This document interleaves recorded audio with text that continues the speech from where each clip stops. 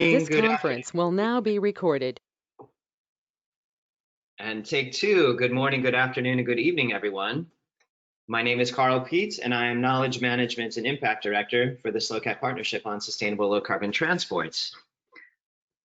And on behalf of the Islamic Development Bank and the SLOCAT Partnership, I'd like to welcome you to this webinar on transport, climate action, and sustainable developments.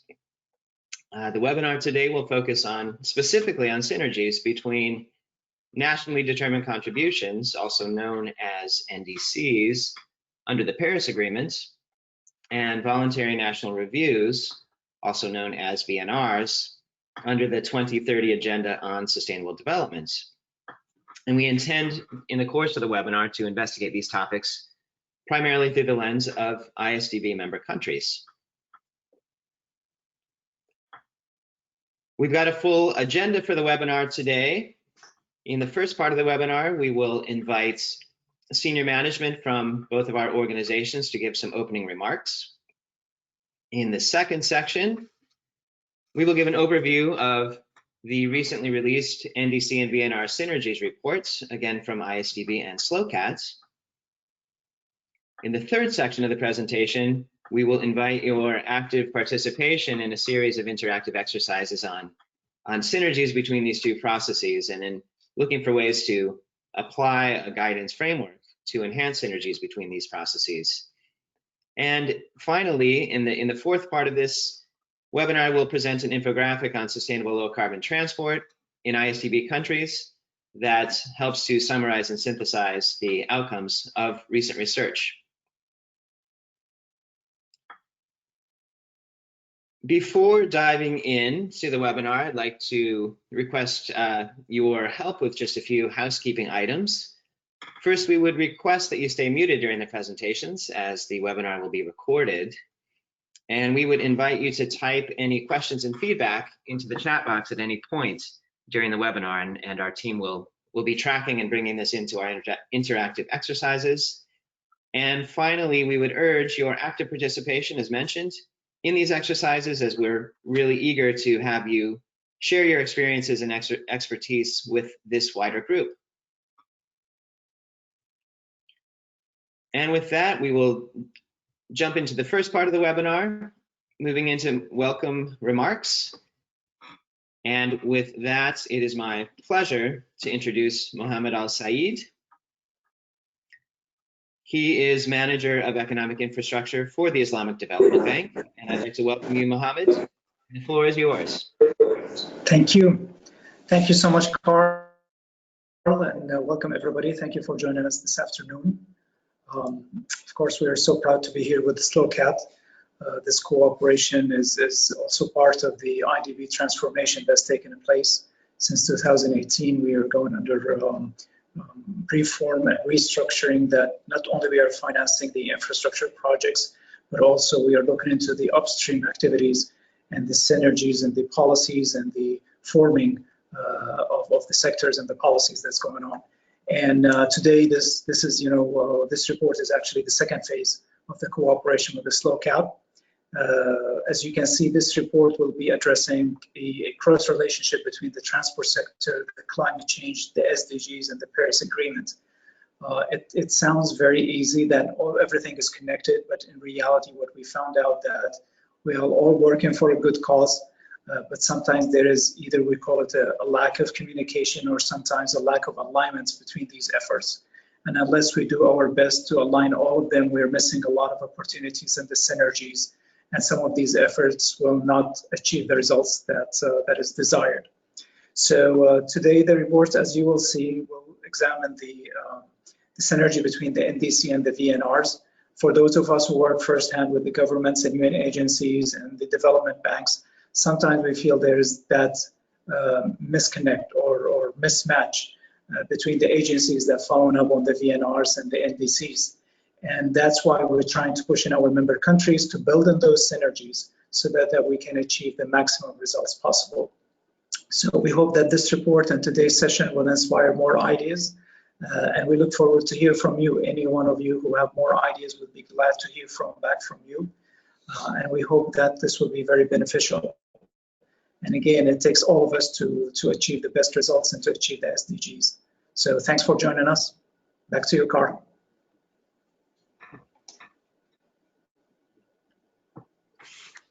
Thank you so much, Mohammed, for those remarks. Very much appreciated, and looking again to enhance the synergies and cooperation among our many organizations and our many perspectives on the challenges that we face. And with that, I would like to turn now to our second opening speaker. And it is also my pleasure to introduce Marusha Kardama. And she is Secretary General of the SLOCAT Partnership. I'd like to welcome you, Marusha, and the floor is yours.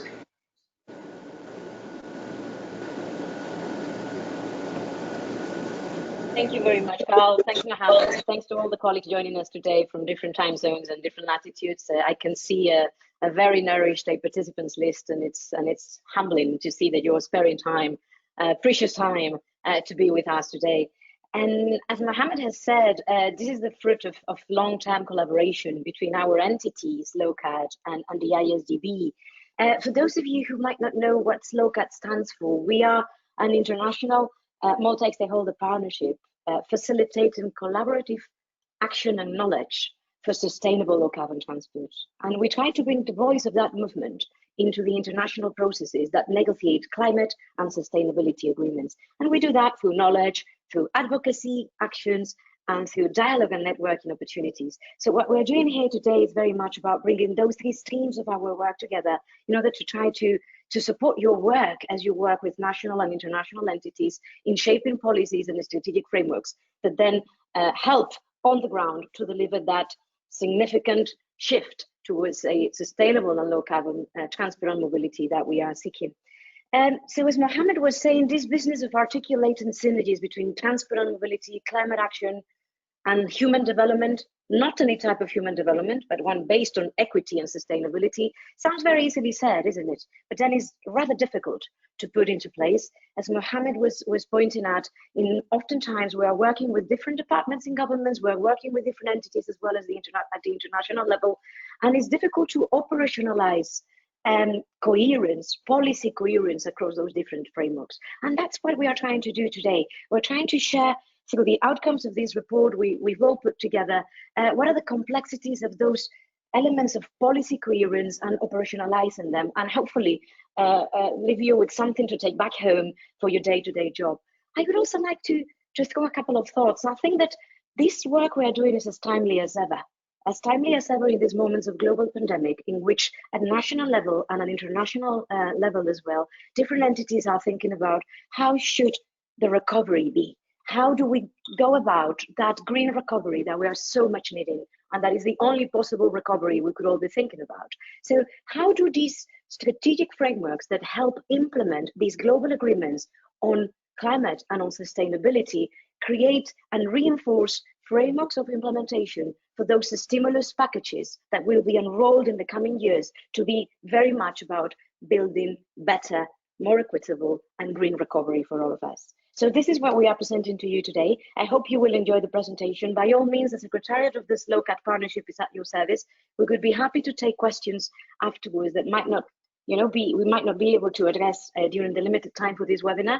And with no further ado, I pass it back to Carl. And thanks again to all of you for joining us. Bye.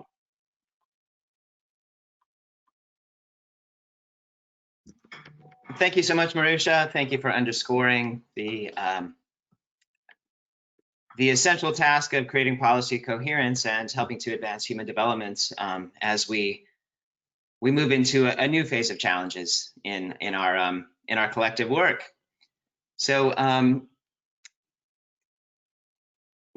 as we move into the second phase of the webinar, it is my pleasure to give an overview of the NDC and VNR Synergies reports. And in the following slides, I look forward to summarizing the ongoing and fruitful collaboration between ISDB and SLOCAT over recent years. I look forward to summarizing the benefits of increasing synergies and enhancing synergies between these processes. And I will take an opportunity to share some of the key recommendations of the report for both policymakers and practitioners.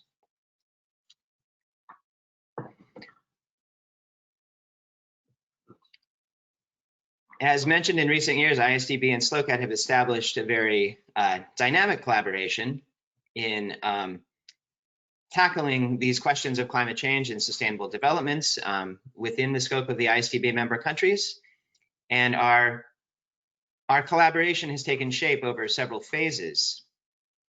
In the first phase, we jointly created a report and delivered research on low carbon transport for developments across ISDB countries, which was released in late 2018 as a foundational work. And the second phase of the report is illustrated here in this slide, which shows on the left, which helps to illustrate an expert group meeting of practitioners and policymakers from across the Middle East and North Africa region. This took place in early 2019, and again, a very fruitful exchange among many actors within the region. And this exchange helped to inform the report that you see here on the right of the screen, which is the Synergies report described within this webinar. And this was released in early 2020. And once again, this is something that we will continue to describe in the slides ahead. We're now into a third phase of the collaboration between SLOCAT and ISDB, and we will illustrate this at the end of the webinar with an infographic, which helps to summarize, again, some of the research coming out of this, this ongoing collaboration, and helps to create, we will be creating a forthcoming issues brief for member countries at the sub-regional level.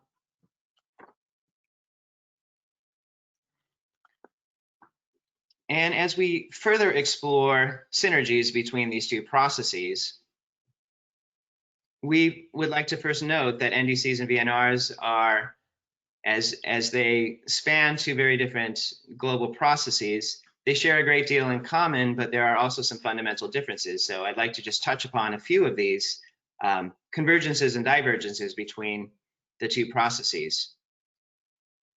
Starting with convergences, we can see that the NDCs, as again described through the Paris Agreements, focus, of course, chiefly on climate change mitigation and adaptation, but also incorporates the need to make changes among a number of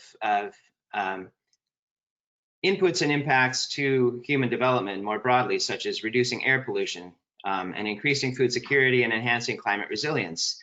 And so, of course, coming out of the Paris Agreements is a strong push for improving outcomes for sustainable developments. At the same time, the voluntary national reviews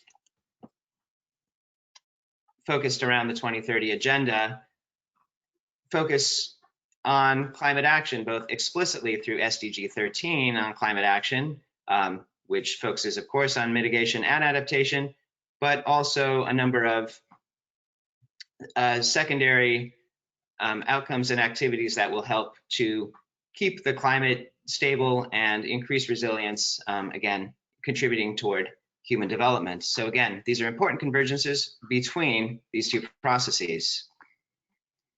But on the other side of the coin, we also see a number of divergences, and I'll illustrate here just a few. First of all, the Paris Agreements through the NDCs uses a target setting approach. So this is a very proactive and forward-looking process, while VNRs by their nature are a reporting mechanism and therefore are retrospective in nature. And I'll illustrate this a bit further in a following slide. We also note that NDCs are the product of a binding process with more than 190 signatories, while VNRs are by definition a voluntary process and therefore are a bit less formal and I think comprehensive in their nature. Finally, I would say that the NDCs are often based on quantitative information regarding emissions data, while VNRs are often descriptive and rely less on hard data. And so we see an opportunity in order to optimize the alignment of these two processes to bring together, to help to bridge the divergences in the processes while building on their very clear convergences.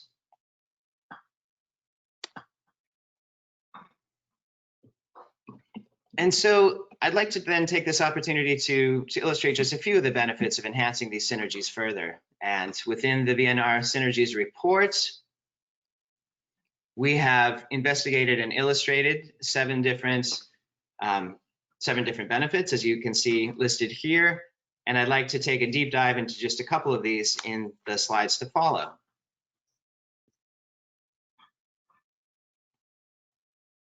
The first of these synergies to be illustrated involves reducing negative impacts of the transport sector. And the chart on this slide illustrates for 6 different countries, 6 different focus countries, highlighted within the VNR Synergies reports. We are looking here at the comparison between economy-wide emissions, which are captured by the blue bar on the left of each pair, and transport emissions growth, which is captured by the gold bar to the right of each of these pairs. And as you can see, in each case, transport emissions are either slightly or greatly exceeding the economy-wide growth. And we understand that this is the case with increasing motorization, with increased consumer demand for goods, which drives freight activity. And in many cases, this is due to increased domestic aviation activity within each of these countries. And so we see within the outcomes of the Synergies report, if we are able to enhance the synergies between these processes, we see a real opportunity to both increase economic growth, very much needed growth, while avoiding at the same time a very rapid increase in transport emissions. And I would like to illustrate a second example of the benefits of increasing these synergies. And we see in this graph a comparison between the transport measures incorporated within NDCs, again, among ISDB member countries. We see this on the left with the blue bars. And on the right, we can see VNRs, or transport measures, I should say, incorporated in VNRs also as reported by ISDB countries. So we can observe from the NDCs a very broad set of transport measures, very diverse and very well distributed. These focus primarily on public transport, both for rail and bus. They focus on alternative fuels, rail infrastructure developments, and such measures as creating restrictions on vehicle use. On the right side of the graph, however, with the VNR reporting, we see a much less diverse, much less distributed set of measures captured within these, and they are focused chiefly on road infrastructure development, as you see by the very long bar in the middle, with some less focused attention on public transport and other more sustainable transport measures. And so we can see once again that a more synergized approach can help to translate the ambition and the targets that are captured in the NDCs to the left of the graph to the implementations and desired outcomes within the VNRs to the right side of the graph. And so in summarizing this section of the webinar, I'd like to just illustrate a few of the recommendations for planning and coordinating among these processes coming out of the reports. First of all, we see an opportunity to share best practices and to set more ambitious targets, both directly to reduce transport emissions broadly, or I should say more direct goals to reduce emissions from the transport sector, but also indirect goals to increase the mode share of more sustainable modes, or to incorporate alternative fuels and other technology solutions into transport systems. A second opportunity, or a second observation and recommendation, is to consider adaptation ambition within both of these processes, as well as the very clear need to mitigate emissions from the transport sector.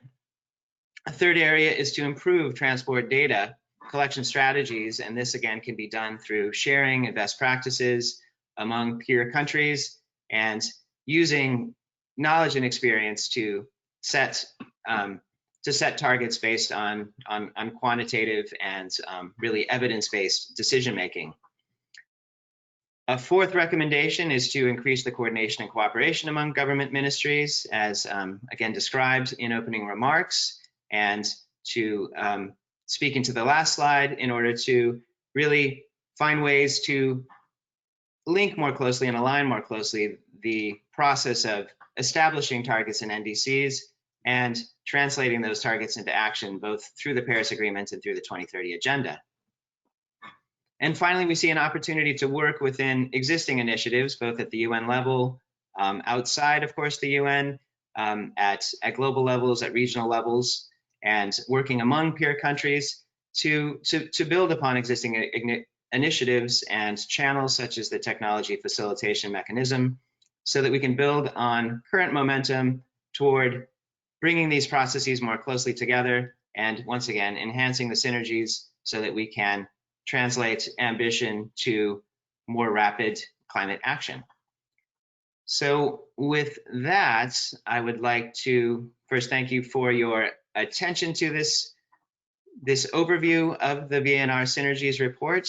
And I'd like to dive into an opportunity to really apply these ideas. And with that in mind, I would like to introduce Christopher Decky. Chris heads Policy, Advocacy, Strategy, and Engagement for the SLOCAT Secretariat. And Chris will, first of all, walk us through a guidance framework that has been established within the VNR, the NDC VNR Synergies reports. And following that, Chris will facilitate several interactive exercises, and I will invite, once again, your active engagement and participation in these exercises. So with that, I would like to introduce Chris. The floor is yours. Thank you, Carl. So if we can go to the guidance slide on the next slide. So here we have this guidance framework that Carl was talking about that kind of helps explain how to create these policies, these targets, and these measures. It essentially comes from the UN Development Group's framework called the MAPS, Mainstreaming, Acceleration, and Policy Support.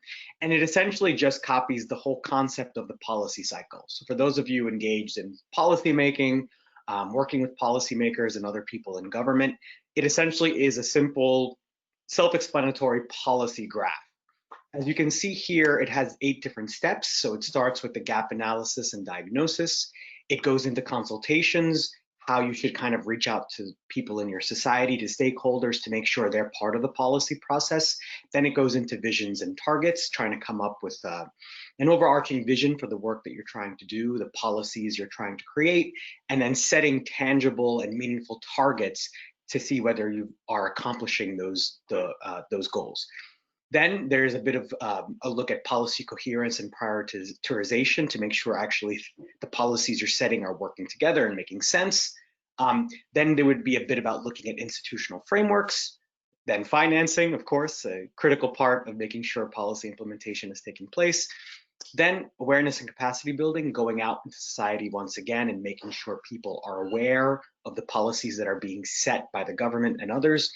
And then finally, measuring, reporting, and verification. So actually looking to see whether the targets that have been set, the policies and measures that have been created are accomplishing the goals they're meant to do, and then starting over once again in the policy cycle. So this is the guidance framework we've come up with in working with the Islamic Development Bank. And what we want to do now is to go into specific elements of this guidance framework. So in these interactive exercises for the workshop, we're going to just focus on 2 specific components of the guidance framework, and that's gap analysis and diagnosis, so step 1, and then step 3, which is on vision and targets. The main thing you have to understand is that when you're doing a gap analysis, it's absolutely fundamental that you understand the problems that must be addressed in your society. And that's why, of course, that is the first step in this entire guidance around coming up with policies and transport around bringing together the NDC and VNR work in the society. And then with visions and targets, it allows people and it allows policymakers to really translate the ambitions, the ideas into more tangible measures. So if we can go to the next slide, we're going to start with the guidance of component 1. So once again, in analyzing gaps and challenges, it is critical to do whatever it takes to understand the problems that the society seeks to address. There has to be kind of like an assessment of everything that needs to be dealt with and kind of creating a policy framework. And on the right, you can see some of the key terms from our last workshop in Beirut that Carl had mentioned in one of the earlier slides, where different participants were coming up with key issues, key challenges, key gaps in the work they were doing around coming up with transport-specific measures to actually accomplish the 2030 Agenda and the Paris Agreement. So, just to give you all a specific example from an Islamic Development Bank member country, here we go. A few years ago, Bangladesh had decided to kind of carry out a very intense and extensive analysis of many of the challenges facing their country as they prepare to implement a new 5-year plan for development and use all 17 SDGs as a lens by which they analyze those challenges. So what they were able to do was to align their SDGs, align their national development planning with the Sustainable Development Goals. And when it comes to transport, they were able to find many of the key challenges that their society faced, and therefore came up with plans and measures that dealt with many of those challenges. So that had to do with metro lines, bus rapid transit, new infrastructure, and many other things. So that's just a specific example from an Islamic Development Bank member country. And now, without further ado, let's get right into the exercise. So we're going to be using a very novel platform to bring you all into this discussion. It's called Jamboard. It comes from Google. And if you click on the link that's being put in the chat by my colleague, Nicola, you'll be able to access the Jamboard platform. And there you're going to see a number of different issues that we're going to be discussing here to answer the question, what are the major transport and mobility challenges facing your country? So we want you to use the Jamboard platform to answer this question, what are the major transport and mobility challenges facing your country? And some examples, just to be very simple, is congestion, lack of efficient public transport, safety concerns, especially for women and other more vulnerable groups. So if we go to the Jamboard together, you can see the examples we've already put there. So if you click on the left, you can actually start taking up little, if you see there, I think, Nicola, if you help us with the with your mouse, you can show people where to click, and there they can pick up a sticky note, and you can start writing different challenges that you're seeing in your country. So if you see where Nicola is highlighting, I think almost everybody should be able to access the Jamboard. For the most part, I think it allows for everybody who's in attendance for this workshop to enter. If you're unable to access the Jamboard from your computer, do please type in some of the challenges that you see in your country into the chat box of the webinar platform, and we'll be able to incorporate that into the Jamboard ourselves.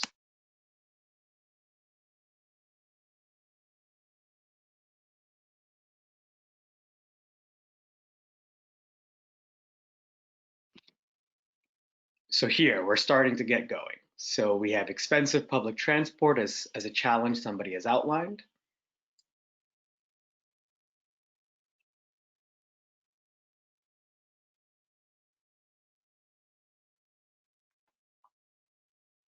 Anybody else? Okay, so we have an attendee putting into the chat box challenges related to infrastructure, funding, and climate change impacts. So if one of my SLOCAT colleagues can paste that onto the Jamboard screen, that would be very helpful.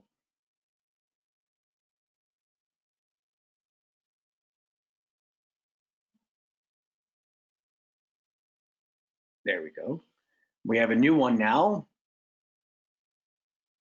Lack of subvention for sustainable modes like bikes and e-bikes. Here we have another one in the chat, corruption in governments.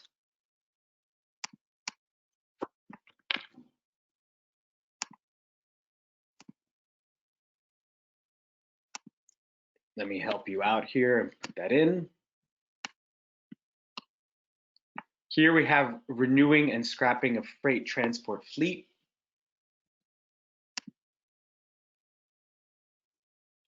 Not enough appropriate infrastructure, very good. Okay, so I think you're all getting the point of this exercise so that we can have some more interactive work with you. And I want to kind of give an opportunity to my colleague Carl now to look at the common threads, to look at some of the issues that, that we're seeing coming up here. And I'd like to pass it on to Carl now to continue the commentary as people put up more policies, more challenges, and I'll assist with getting some of the ones in the chat onto the Jamboard. So Carl, over to you.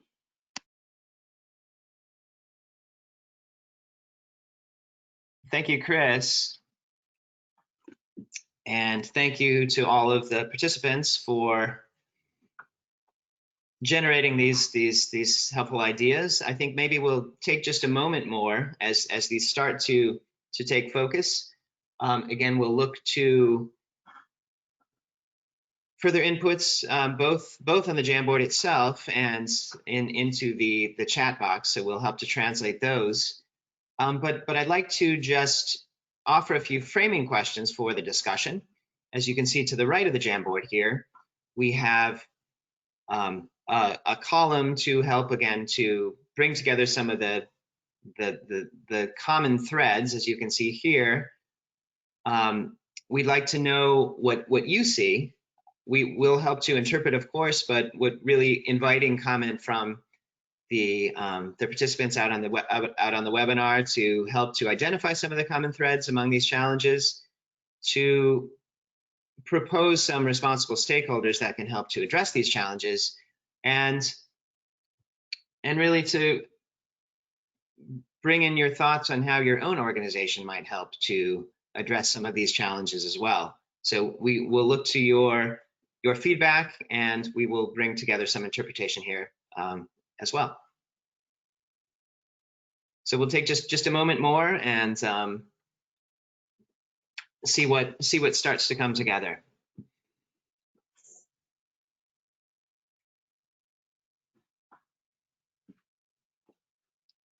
And something that I'm observing is that some of the challenges that we're facing are really infrastructure related. They might be, I mean, a broad comment on a lack of appropriate infrastructure, a lack of efficient public transport, and I'm seeing a lack of subvention for sustainable modes for bikes and e-bikes. So some of this has to focus, or has to do with that. And I would also invite my SLOCAT colleagues to add some of these common trends into the right-hand column here, perhaps with a blue sticky note to bring this together. And I'm also seeing some feedback that's more focused on policy and institutions as opposed to infrastructure. We're seeing corruption in governments. We're seeing resistance from oil companies and ICE and internal combustion engine companies. And so we'll bring some of those pieces together. Enforcement of licensing drivers, fitness of public buses, and also I think a really important observation, of course, is a lack of political will, which is identified as a challenge. And as we start to collect some of these broader trends of these specific challenges, and again, please keep the specific challenges coming.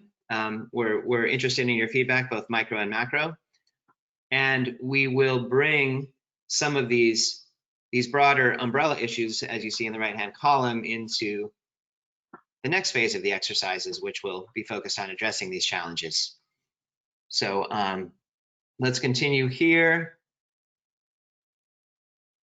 We're seeing a strong focus on individual mobility and a lack of focus on utility vehicles. And so some of this also, I think, has to do with a bit of a societal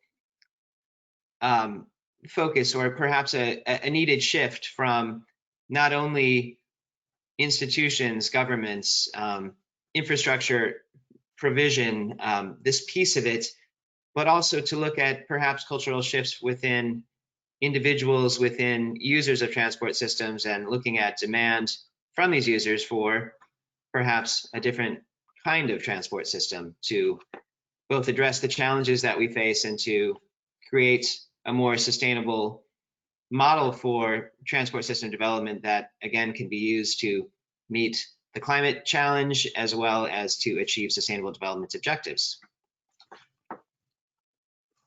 So let's look just a bit further here.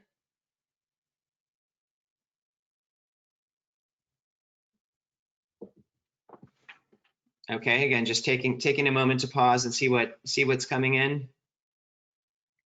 I think we're seeing challenges due to urban freight. Again, I think this in part is, I think there are many components to this. This can have an infrastructure component. This can have a policy component, but this also has to do with consumer preferences in many cases. Demand for goods, instant demand for goods, and this, of course, helps to drive freight activity and in turn has some negative impacts as well, potentially.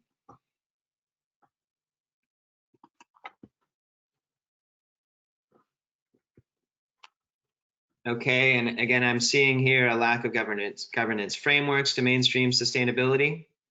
So we're seeing this, I think, loops into an earlier overarching topic on governance issues, of course, and policy and institutions. So I would just maybe in closing this piece of the exercise, and as we move into the next, I would invite any further inputs to the Jamboard, inputs to the chat box, and any broader observations from the participants as well regarding trends. And we can take these broader trends as mentioned into the next part of the exercise, in which we'll look at target setting in order to address some of these ongoing challenges.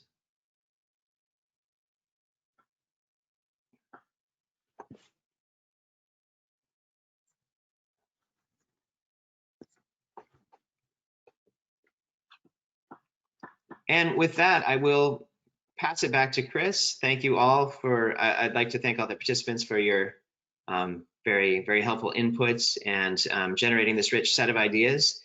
And I will now turn the mic back to Chris to introduce the second exercise on guidance component 3 on vision and targets.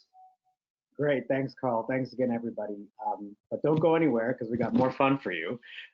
So the next step in the guidance component that we're going to go over is, like I said, component 3, visions and targets. Just a quick overview of that element of the guidance.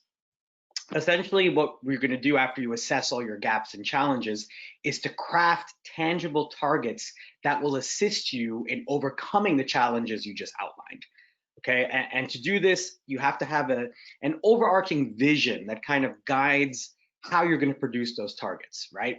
So from there, after you produce your vision, you can create sustainable low carbon transport targets and measures that are inspired by the vision and provide space for government entities working on both sustainable development and climate change to come together to synergize and coordinate their efforts. Okay, and in addition to that, you have to have some space in doing this and creating your vision and crafting your targets in bringing in subnational local governments and other stakeholders, right? That's why, if you remember, in the actual wheel of the guidance, we made sure that stakeholder engagement, that bringing in others into the work that the government is doing, step number 2. Okay, so it's critical to have all this coming together, that when you produce your targets, you have that vision, and you're also producing targets that make sense for the society you're working in. So if you look up on the screen here on the right, we have some examples from Islamic Development Bank countries who were producing different elements of their Paris Agreement targets, and then of course the ones around the VNRs and voluntary national reviews. Just a quick point about there. Among the 55 nationally determined contributions submitted by IsDB member countries, 39 of those NDCs, or 71%, highlighted transport as a mitigation source for emissions, and then 6 NDCs, about 11%, specifically defined transport mitigation targets. So although they did see transport as a key part of actually dealing with climate issues in their country, they didn't really have enough in terms of measures, in terms of targets to actually accomplish that goal of using transport as a mitigation source. So there's a bit of a gap there that hopefully work like this and this guidance can help ameliorate. Next slide. So again, just to give another quick example like we did before from an ISDB member country, so from Saudi Arabia, the Saudis did a really good job of trying to synergize their targets they set to satisfy key elements of the 2030 agenda of the SDGs with the transport targets they had actually set in their NDC. So in the work they were doing to satisfy the Sustainable Development Goals, they were able to set transport targets within their Paris Agreement nationally determined contributions. And this is a very good example of what we're trying to accomplish here to enhance that coordination among key spheres of government when it comes to dealing with climate issues and sustainable development. Okay, so you can see some of the examples there that as they were trying to in their NDCs, they wanted to work to increase the transport energy efficiency, develop public transport infrastructure, establish urban planning measures that support the use of public transport. And while doing that, we're able to ensure that certain targets of the SDGs were also being satisfied and accomplished. Okay, so just quick example from a member country as we now move into the next very fun exercise. Okay, so for the next exercise, we are going to use a simple tool called Mentimeter. And to do this exercise, you just have to grab your phone and go to menti.com. Okay, so if you go to menti.com on your phone and input the code 5245688, I'm sure you can all see that up there on your screens. Thank you, Nicola, for highlighting it. And we want you to use your phone to answer the following question, okay? How important are the following targets for realizing sustainable low carbon transport measures in your country? Okay, so we want to start this discussion, this exercise on crafting targets around VNR and NDC synergies by having this initial exercise to kind of get your brains working, to get the cogs moving. And by using your phone, going to menti.com and inputting that code, we want you to answer the following question.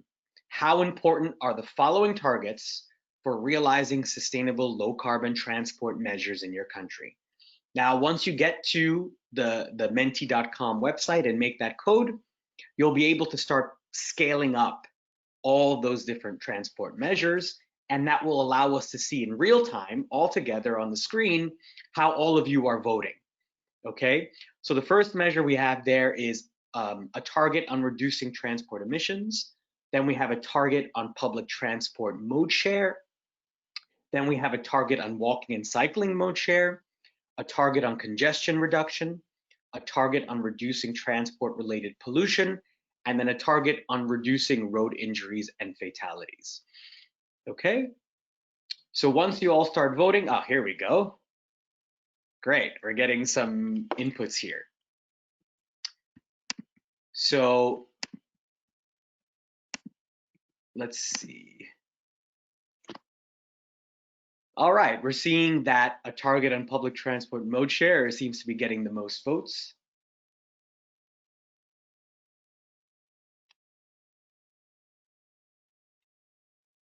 All right, we got movement now. I'm glad everybody found the Menti platform to be simple, because sometimes you never know if people will find it confusing, but I'm really happy to see that this is moving forward. Okay, we can see the shifts.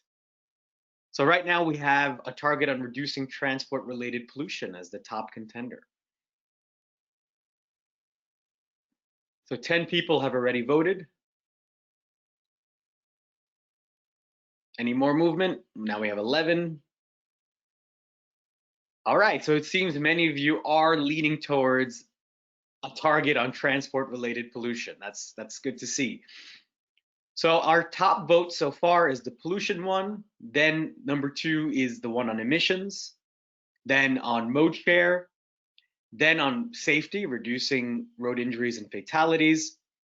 oh, I'm sorry, first congestion reduction, then the one on safety, and then finally a target on walking and cycling mode share. So we'll give you a bit more time to make your votes as we prepare for the next exercise.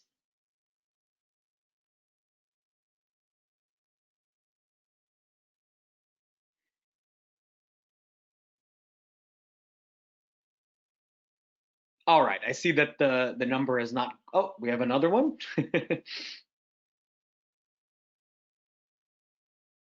So this Mentimeter will stay open throughout the entire exercise, throughout the entire workshop.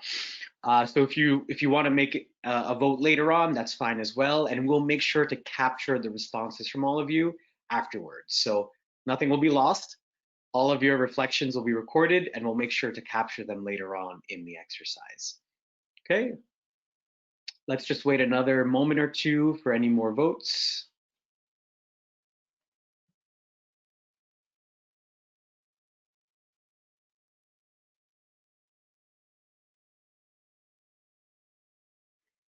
Okay, I think we're ready to move on to our next fun exercise.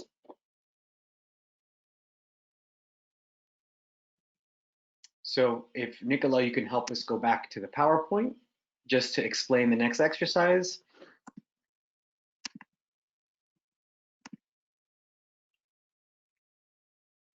All right, so our next exercise is gonna once again use Jamboard, okay? So if you can all go back to the Jamboard, we would like you to answer this question. And so what we're gonna do now is work together to craft actual targets to help overcome those challenges you expressed in the previous Jamboard exercise. So the question we want you to answer here is, what are some specific sustainable low carbon transport targets that suit your country's priorities?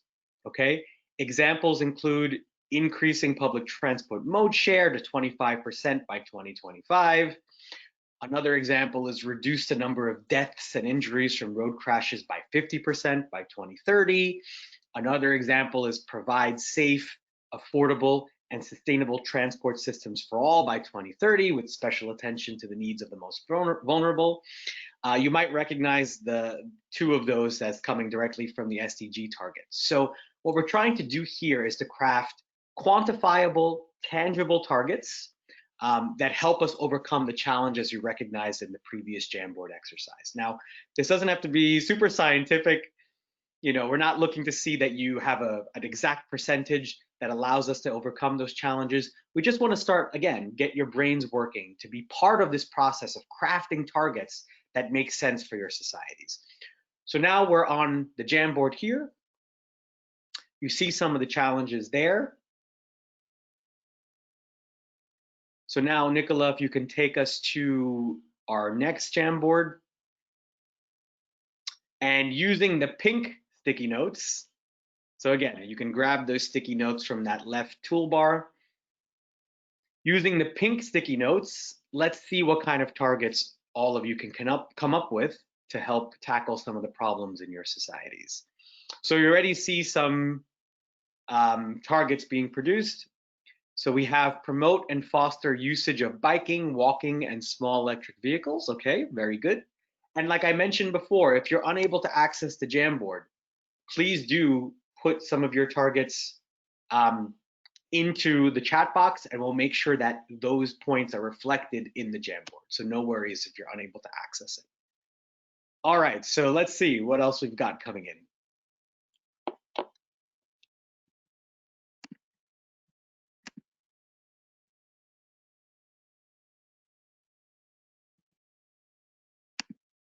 So we have here reducing energy consumption in the transportation sector by 35% in the year 2030. Okay, great. So now we're getting more into the quantifiable realm now. These more quantitative targets. All right. Anybody else have a qualitative or quantitative target to show us?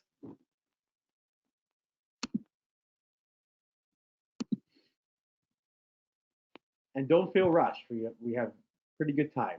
I think all of us are making good timing in this workshop. So we don't want you to feel rushed here.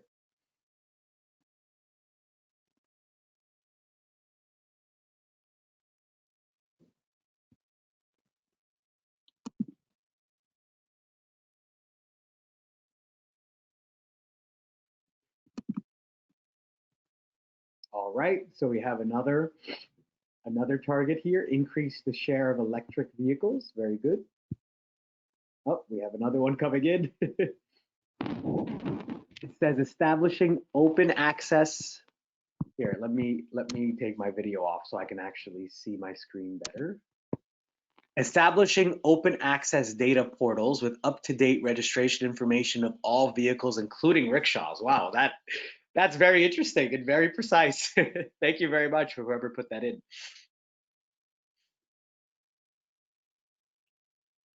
So we have some more coming in. Aim to reduce the number of fatalities in road traffic accidents by 25% by 2021 and 50% by 2026. Okay.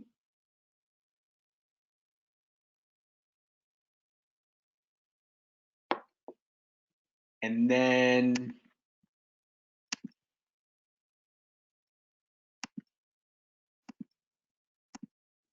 we have here, just so I can move it around so I can see it, promote and foster the usage of biking, walking, and small electric vehicles. Very good. Ban the use of fossil fuels in public transport by 2030. Yes. And I see some people are still adding to our challenges, which is great. Here, somebody put a target in the challenges section, but essentially that target is promote railway and inland water transport for freight movement. Modal shift targets can be put for examples of shift 50% of over 300 kilometers road freight to railway. Okay, great. So that's about a mode shift for freight from road to rail. Introduce European standards on emissions of pollutants from new vehicles. Great. So what I'm going to do now is pass it back to our super SLOCAT transport expert, Carl, to start looking at the common threads and seeing how to kind of bring this all together. So Carl, whenever you're ready, I'd like to pass it back to you to start helping us weave this thread together and weave these threads together and start establishing some common notions that are being put up by our participants. So Carl, the floor is yours, and I'll be helping in the background clean up this screen. Thank you, everybody.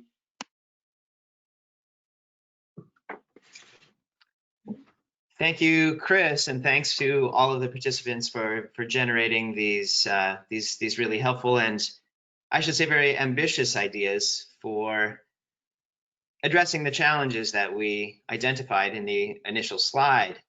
And so as a first cut, I would suggest that we could look at some of these solutions as in both direct terms, so looking at, again, specific emissions reductions within the transport sector, and in more indirect terms, as related to mode share targets, to phase out targets, and so on. So once again, I will, by way of providing some framing questions, I'd like to point to those questions at the top of the column to the right of the Jamboard here.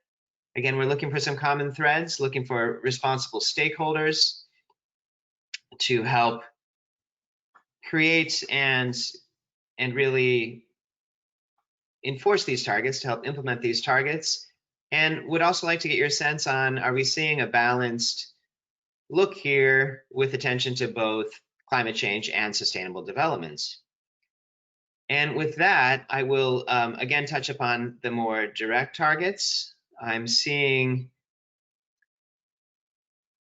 perhaps not an outright, I'm looking, there's a lot of importance targets here to absorb, but I'm not seeing an outright reduce emissions within the transport sector X% by a given year, but I am seeing a reducing energy consumption in the transport sector.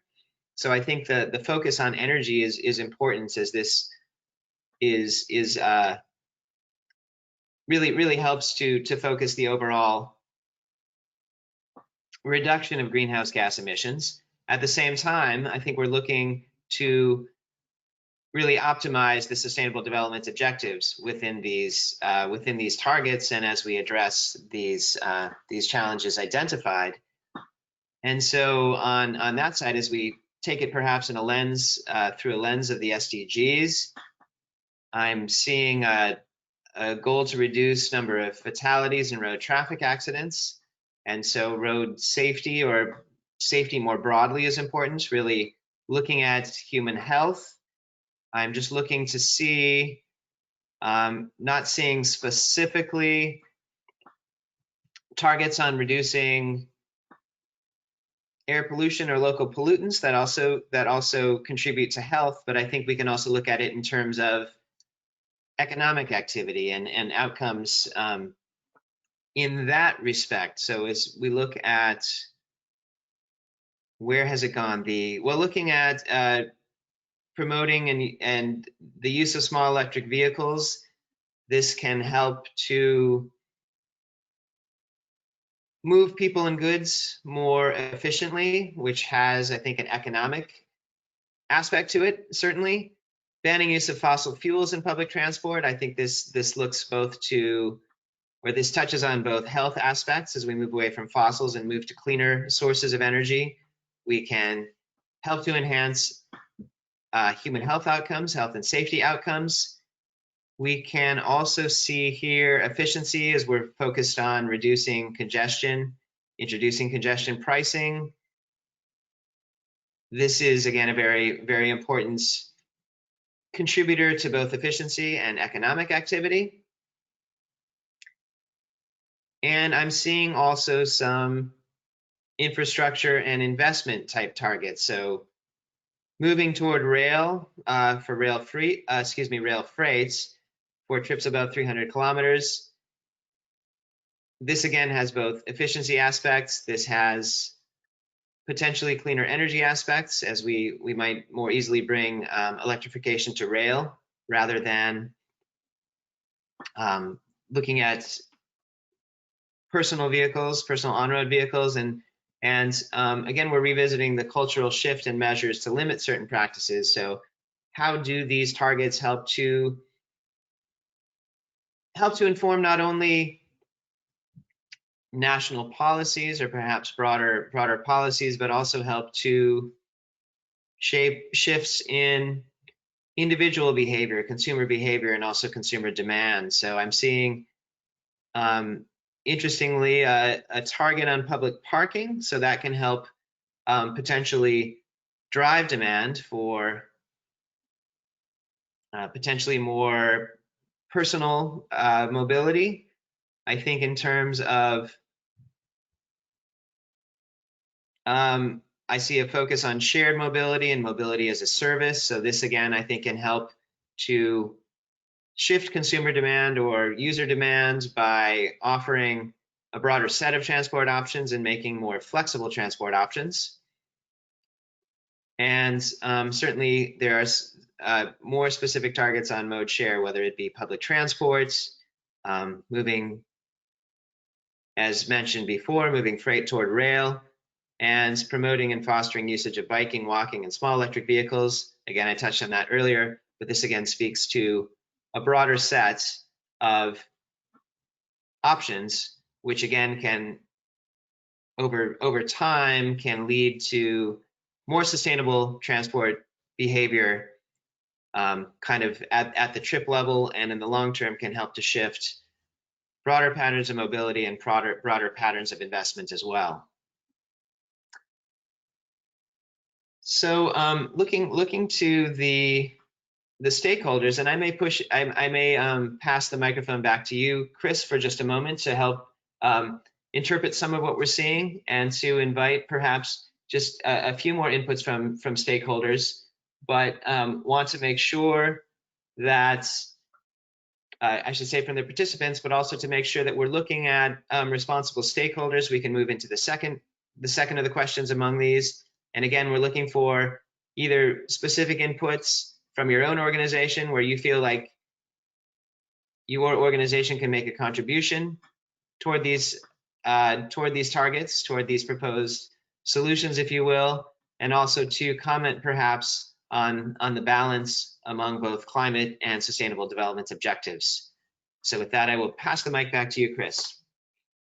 Yeah, I think when it comes to thinking about other stakeholders and not just the government, I think we're seeing some some of the targets being proposed touch on individual behavior, right? So looking at congestion pricing, parking issues, that touches essentially on individual practices when it comes to maybe driving a car or using public transport.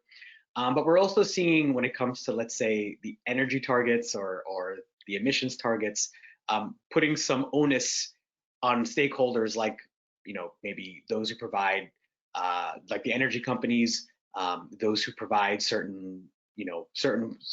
those who manufacture vehicles. So we're seeing some targeted approaches to other stakeholders in the private sector that could have an impact on the success of these targets if we were to include these in our work on the VNRs or the NDCs. So it is really important to keep these stakeholders in mind when you're trying to come up with these very broad national policies around transport. And that's why, again, in the guidance, so much of what we talk about requires elements of reaching out to people in society and other key stakeholders, okay? Because if you do want to kind of bring about a cultural shift in how people behave, it does require a whole of society approach to make sure people understand what it takes to actually improve air quality, to improve congestion on the roads, to make their society better, but they need to have that buy-in because already times are tough. I mean, we now know that the economic situation is not great everywhere, but we want people to understand why these transport measures are going to be better for society in the long run. So the stakeholder engagement element is super important in trying to do this work. Thanks, Carl.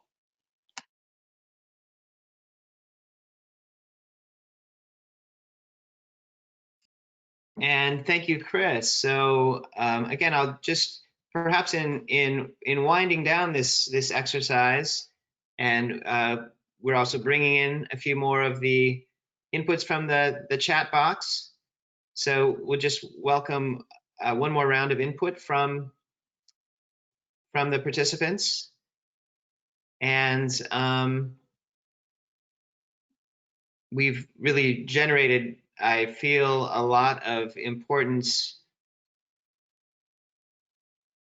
targets and solutions for helping to address the broad challenges that we continue to face and to address.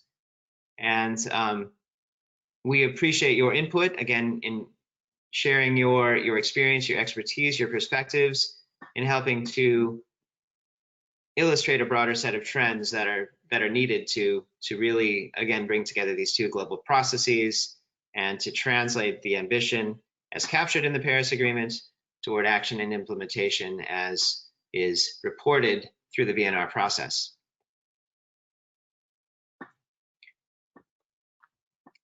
And with that, perhaps we can move on to the fourth and final section of our webinar. Again, we'll continue to leave the Jamboard open, and we can we'll continue to incorporate your inputs into the chat box, and we would also invite you to add some more general questions to the chat box or more general comments that we can bring together at the conclusion of the webinar. And so with that in mind, I would like to turn to the fourth section of the webinar, and I will welcome Nicolas Metamoritz. He heads data and research analysis for the SLOCAT Secretariat.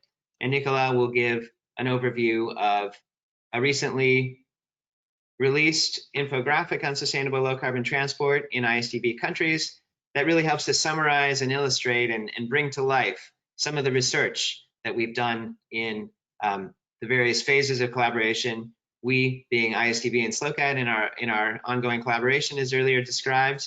And this is moving us into the current phase. I will pass the mic to you, Nicolas. Great, thank you very much. Thank you, Chris and Carl, for this very exciting exercise, and thank you all for all your inputs. And I think it was really nice to see your different ideas and different suggestions on how to really implement sustainable transport in different countries. Yeah, so as Carl was saying, we want to use this webinar as an opportunity to introduce to you one of our most recent products of this ISDB SLOCAT partnership. It's an infographic on sustainable low carbon transport in IsDB member countries. And so here, this infographic, it summarizes the major findings and insights from the 2 reports that have been published previously, so as that we touched on in the previous presentation by my colleague Carl, and also by the report that we produced back in 2018. On just 4 pages, it tries really to show only the most concise information and the most concise content about these 2 reports, and trying to be supported by many visuals and many graphics in order to make it easy to understand and to grasp the content. You can see these 4 pages of the infographic on the right side of the slide, and also on there's a link provided at the bottom of the slide. There you can access the infographic as well as the previous 2 reports. I will just introduce a couple of pieces of this infographic in order to a little bit highlight what we've done. And but I really very much recommend to you to take a look at the infographic. Please download it, save it, and please also share it with any with your peers and with any professionals or people interested in this topic. So, for example, one of the topics that we looked at was transport demand and demographics, and there in the first report we discovered that the increase in motorization is a huge current trend in many IsDB member countries.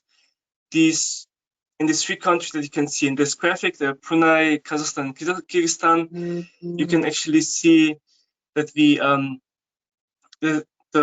private motorization rate doubled from 2005 to 2015.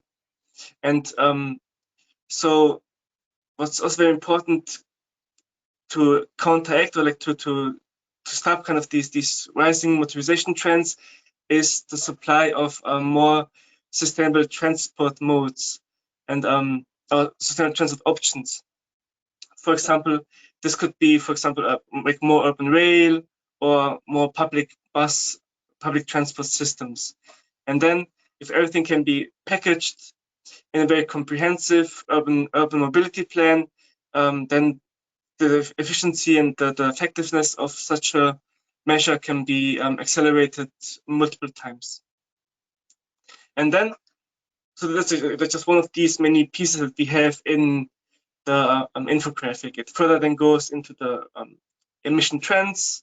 It also again shows the NDC VNR synergy guidance components, as well as actions implemented at different IsDB member countries, aligned to avoid, shift, and improve. Besides the content from the 2 previous reports, we also embedded a couple of more recent and very current topics. As you can see in this slide, we also touched on COVID-19 impacts in the infographic.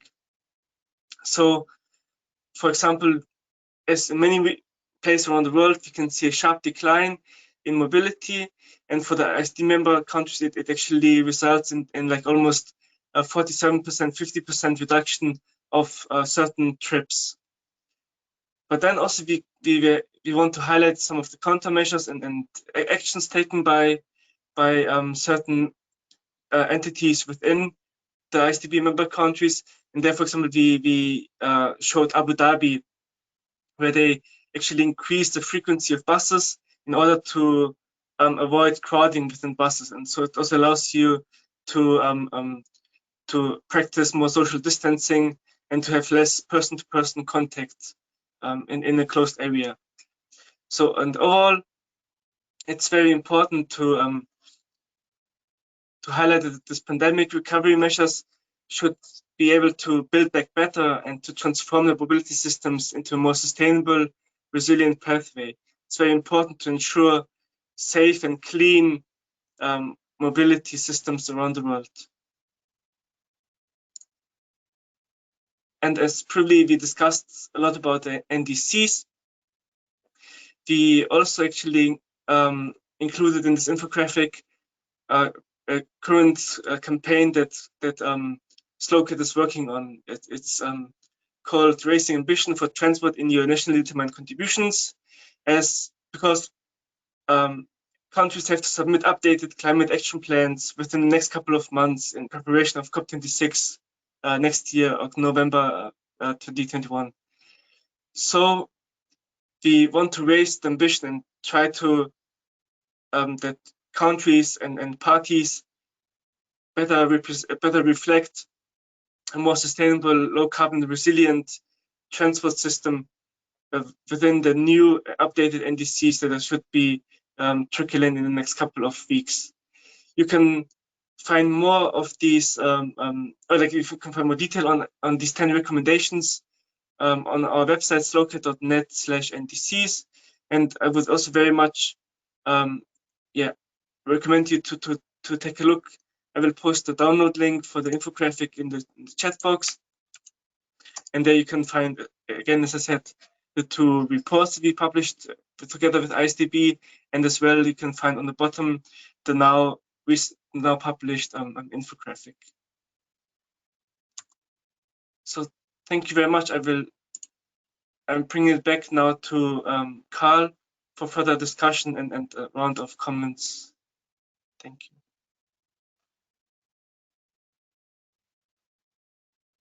Thank you, Nicolas, very much for that overview, and thanks to once again IsDB for this this rich collaboration over these months and years to bring this into a focused form. And we welcome, we'll provide the links, of course, or you can see here on the slide the link to access these reports, both the VNR Synergies reports, as described earlier in this presentation, earlier in this webinar, and also the infographic as just introduced and presented by Nicolas.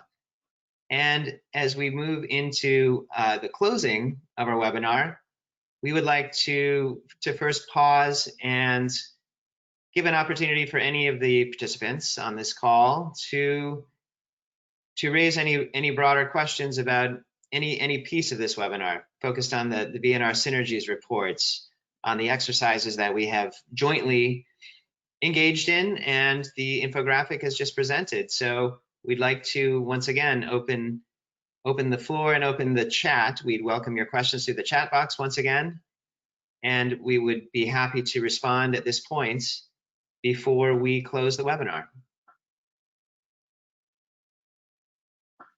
So all questions and feedback are very much welcomed.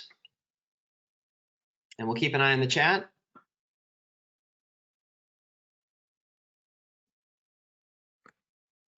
And invite Chris to respond as well. So we have a question here from attendee 15.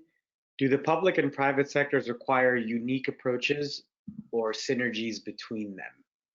Do the public and private sector require unique approaches or synergies between them?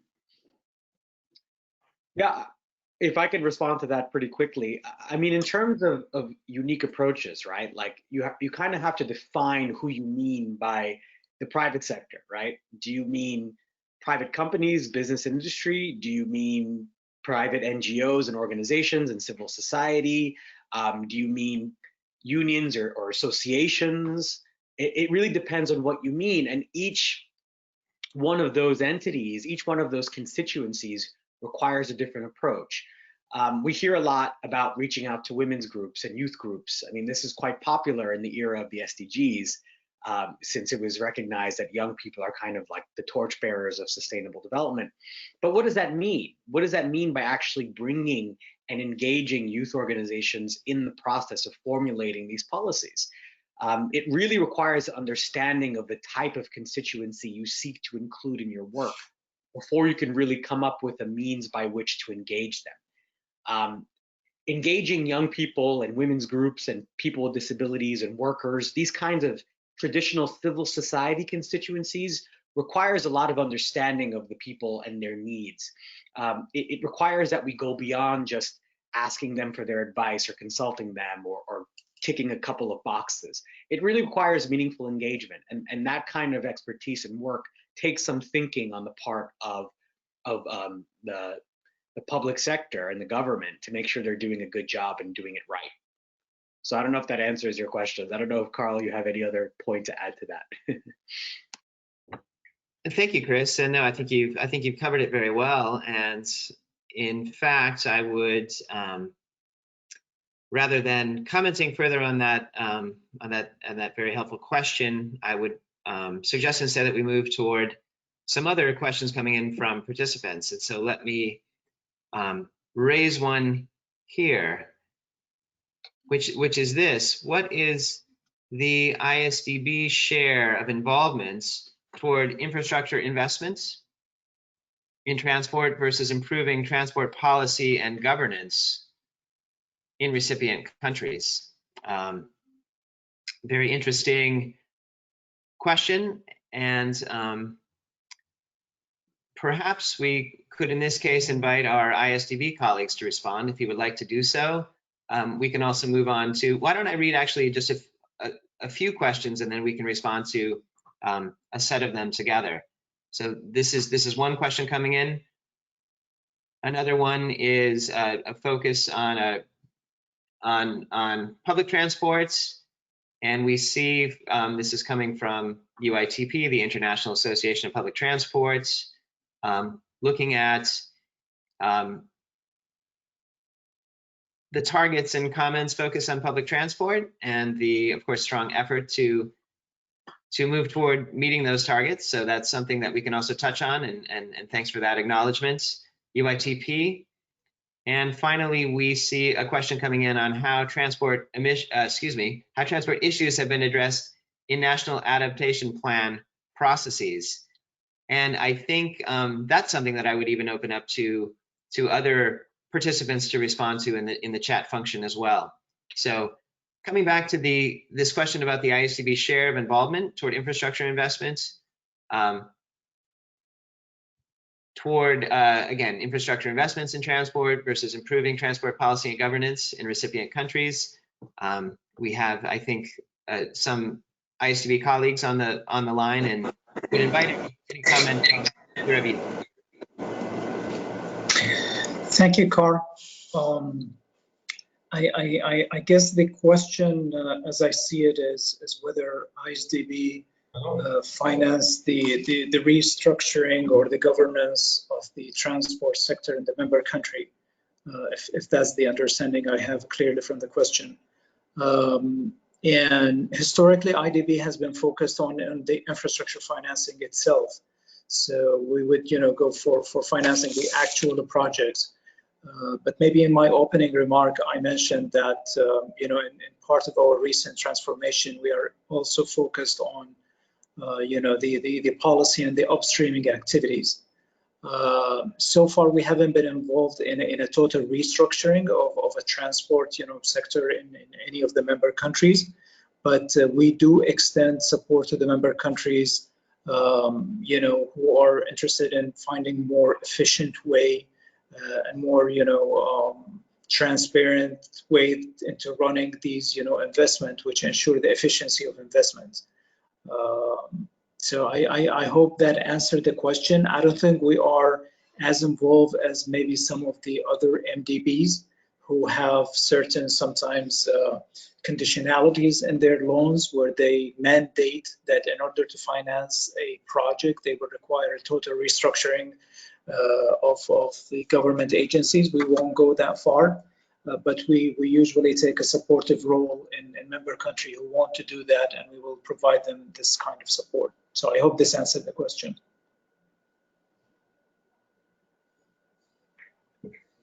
Thank you so much for that input, Mohammed. Very much appreciated, as well as the question to frame it. So thank you very much for the input from both of you. I would move now to the next question on the list of how transport issues have been addressed in national adaptation plan processes. And I would note that the SLOCAT Partnership has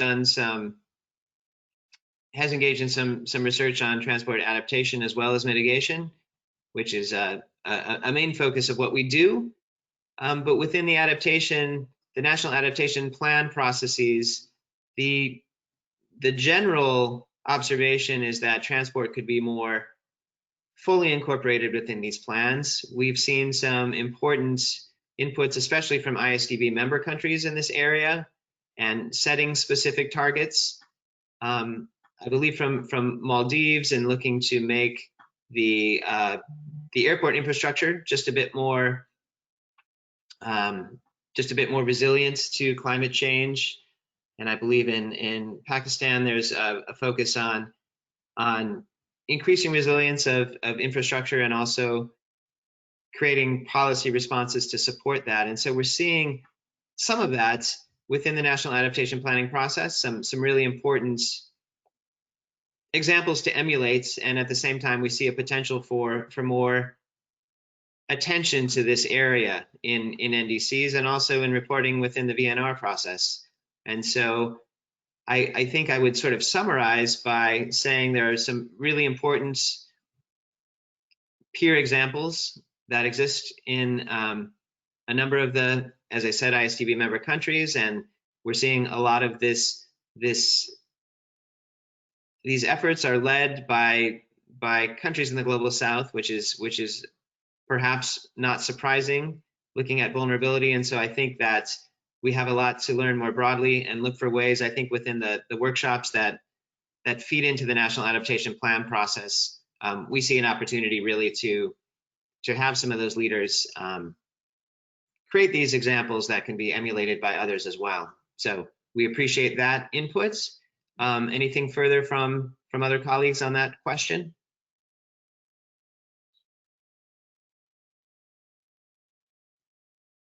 All right, so thank you for that input. I would also like to move to another question, which is this: how important do you consider the cross-border collaboration and exchange for achieving sustainable transport? I will respond to that briefly, and again invite other colleagues, Chris, Mohammed, others to respond as well. I would suggest that, again, sort of recapping some of the research that we're doing, we see in this push for greater synergies, we see real importance in bringing together practitioners and policymakers from different countries to share best practices within expert group meetings. And I think if we're looking at really achieving and optimizing these synergies, it's really quite essential.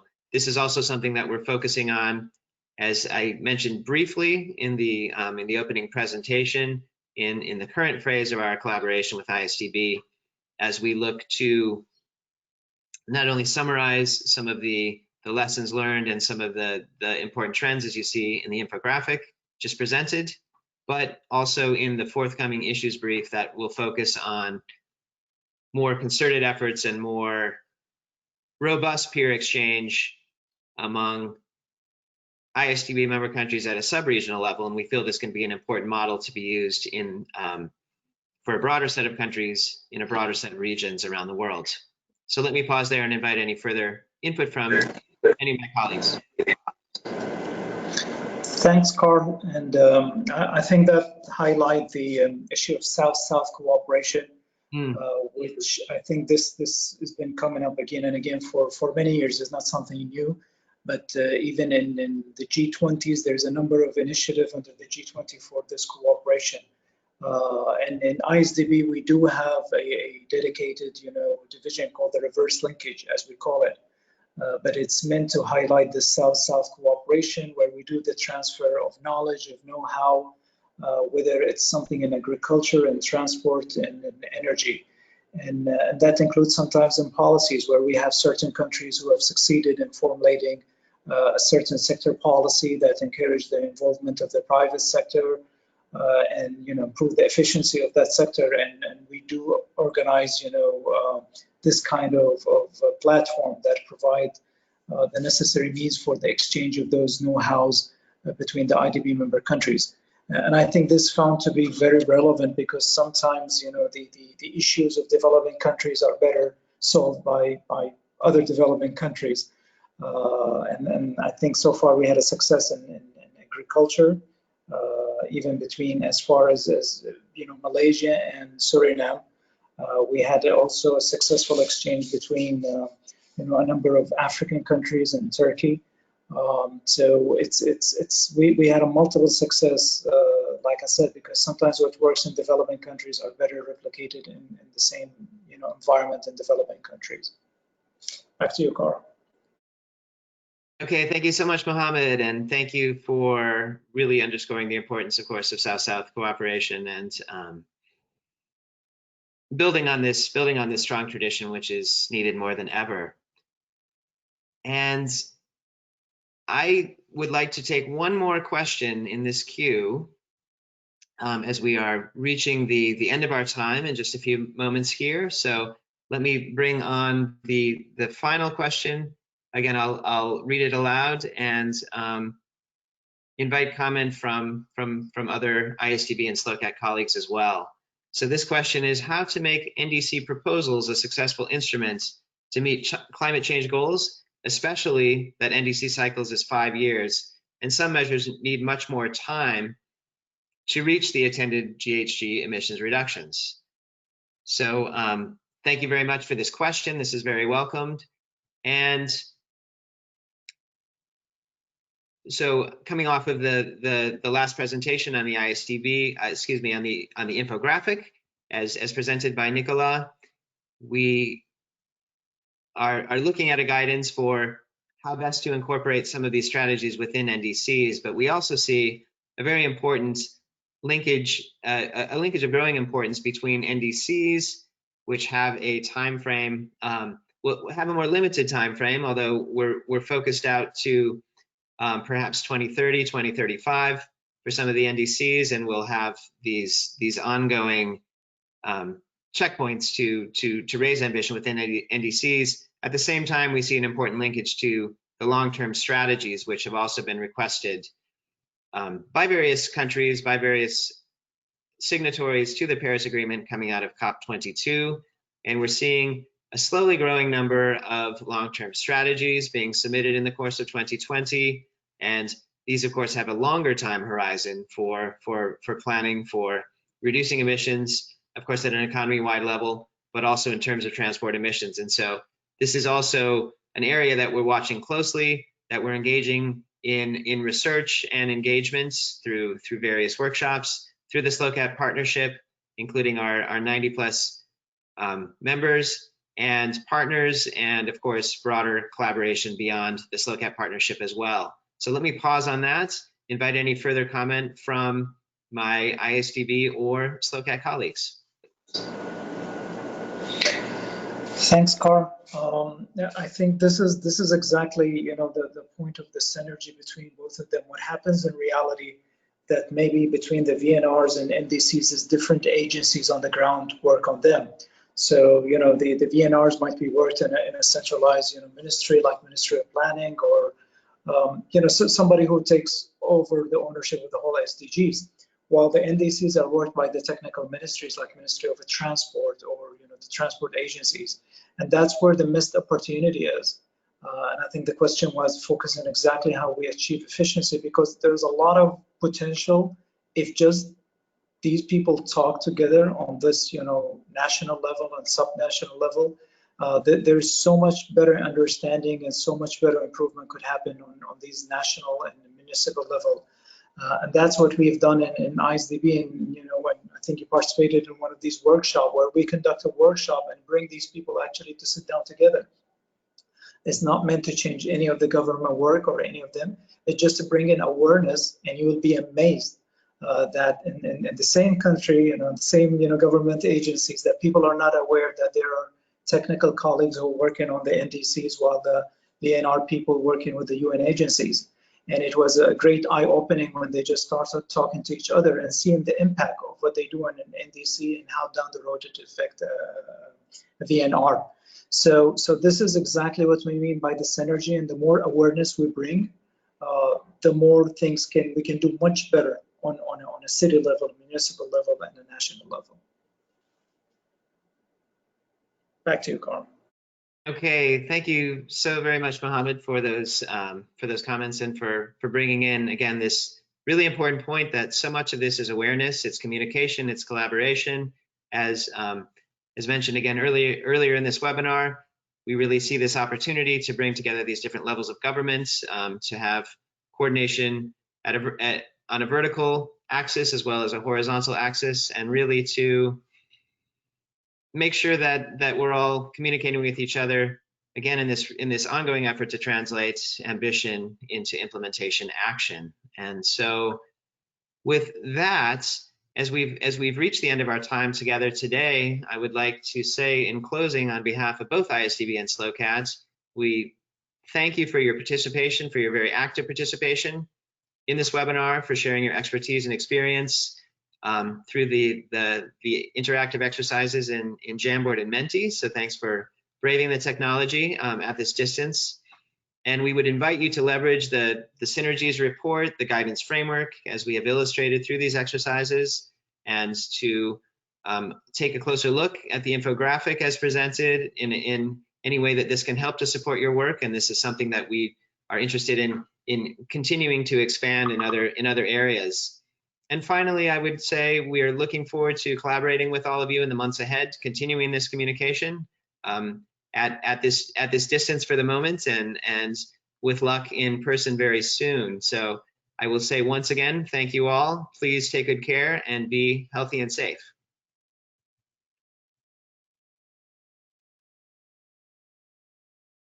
Thank you, everybody. Good to see some friendly faces too.